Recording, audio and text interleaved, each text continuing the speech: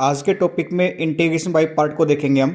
मान लीजिए आपको दो फंक्शन दिए गए हैं और दोनों में वेरिएबल है, तो उन दोनों का प्रोडक्ट को हम इस तरह से सोल्व करेंगे। किसी एक को आपको पहला फंक्शन मानना पड़ेगा, किसी दूसरे को दूसरा फंक्शन। तो रूल कहता है इंटीग्रेशन बाय पार्ट वाला कि पहले फंक्शन को बाहर ले लीजिए और मल्टीप्लाई में सेकंड का इंटीग्रेशन कर लीजिए, minus integration of D by D x of first function into integration of second function, और ये पूरा रिजल्ट आने के बाद उसका वापस से इंटीग्रेशन करना है एक्स के रेस्पेक्ट में। अब पहला और दूसरा फंक्शन कैसे लेंगे, उसके लिए आपको ये आइलेट वाली टर्म याद रखनी है। आई फॉर इनवर्स फंक्शन, जैसे sine inverse, cos inverse, tangent inverse, जो भी होता है। एंगल की वैल्यू कुछ भी हो सकती है, आपको ये याद रखनी है। एल है logarithmic function, log x square, log x, log भाई बेस 10 में भी हो सकता है, नेचुरल log भी हो सकता है, कुछ भी होगा वो, ठीक है। ए है एल्जेब्रिक फंक्शन यानी x, x+1 जो वेरिएबल नॉर्मली चलते हैं, और टी फॉर ट्रिग्नोमेट्रिक फंक्शन यानी sine x, tangent x, cos x, cosecant x। Angle की वैल्यू फिर से कुछ भी हो सकती है।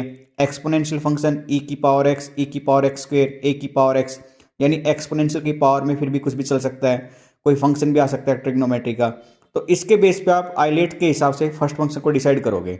जैसे मैंने एक एग्जांपल उठाया जिसमें x cos x है, तो आइलेट के हिसाब से पहला फंक्शन मुझे इनवर्स फंक्शन लेना था। क्वेश्चन में इनवर्स नहीं है इसलिए उसको स्किप किया।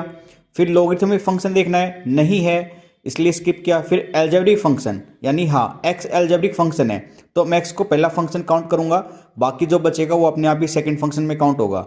अब इसका रूल के हिसाब से मैं इंटीग्रेशन करूंगा, तो ये वैल्यू ऐसे लिखी जाएगी। x का डिफरेंशिएशन 1 आएगा, cos x का इंटीग्रेशन sin x आएगा, यानी मल्टीप्लाई होने के बाद इसका फिर से आप इंटीग्रेशन सोल्व करोगे जो कि फिर से cos x आएगा। तो इंटीग्रेशन में आपका रिजल्ट ये रहेगा आपका। ये था बाई पार्ट, जो कि बेसिक लेवल के क्वेश्चन है हमारे। आज की वीडियो में सिर्फ बेसिक लेवल चलेगा। अब सेकंड एग्जांपल मैंने लिया log x dx। अब आपको डाउट आ सकता है कि सर यहाँ पे तो सिर्फ एक ही फंक्शन है, तो ऐसे केस में आपको 1 एज ए प्रोडक्ट काउंट करना पड़ेगा, और 1 हमेशा सेकंड फंक्शन ही काउंट होगा।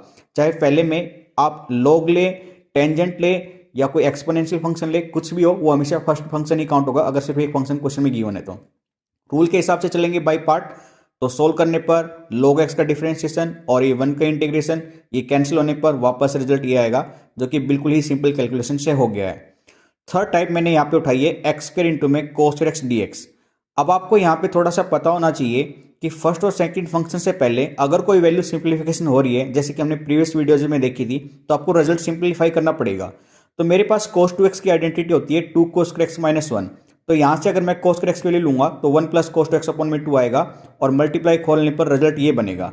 अब ये तो सिंपल इंटीग्रेशन है, लेकिन इसका बाई पार्ट करेंगे आइलेट के थ्रू। तो इस तरह की वीडियो को लाइक एंड सब्सक्राइब जरूर कीजिएगा, और एडवांस लेवल के लिए नेक्स्ट वीडियो को जरूर शेयर कीजिएगा। Thank you, bye bye, take care.